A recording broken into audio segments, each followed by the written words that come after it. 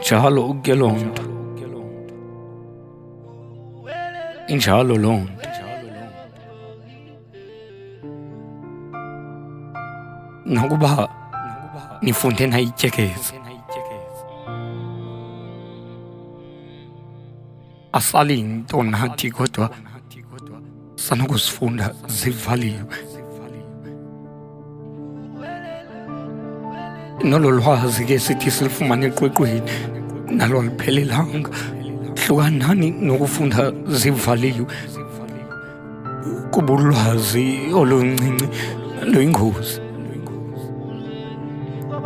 Njengehili belikhe lahilisa, ndaligqibile izwe ndidibene nabo bakhe bayichophisa.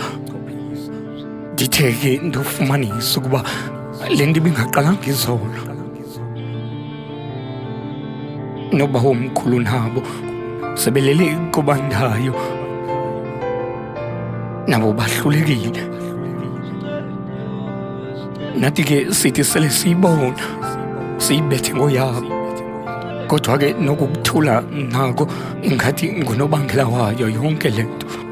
Iva ke ndikhe ndikufake kwezindlela bendizihamba. Ndidibanile naye umnakwethu, ndathi ndingakhange ndibe kanti ndimbuza igama. Wandibalisela wathi, yabona ke mntakwethu, sele ndigcwele ezi zitalato zesi sixeko, ndicelana nemali nakwabani nawo, nabatshayayo nditshaye nabo. Kuba ikhona into endityayo, kuba kaloku ekhaya bathi abanokondla indoda engaka. Mandihambe ndiyofuna umsebenzi, ndizawufuna ngantoni umsebenzi ndingafundanga? Nalo mbuzo lowo ibingumbuzo bendinombuza kumama notata, kodwa ke nabo abasekho.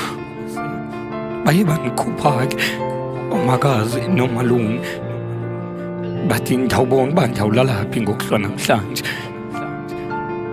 Ke nam nanamhlanje andizazi ukuba ndawulala phi, yakuzibonakalela. Ndigcwele nje ezi zitalato, ndifuna nje into yokuba ndilale ndityile. Nalapha ekuhlaleni andisenakuthenjwa, kuba ndibizwa njengwentsangweni into engento, kuba kaloku thina sinakamva. Qhubekani ke nina niyifunda ivaliwe. Ndihambile ke ndingakhange ndiyiphendule loo ndoda. Ndadibana nodadewethu, naye ndingakhange ube kanti ndimbuza igama. Wathi ukuba ndinokubalisela awusoze uthande, kuba sele ndithengisa ngomzimba nje. Bendingalinganisa abanye, nto nayo ikhona into endiyilungisayo. Uthe uhlala phantsi sele sehla inyembezi,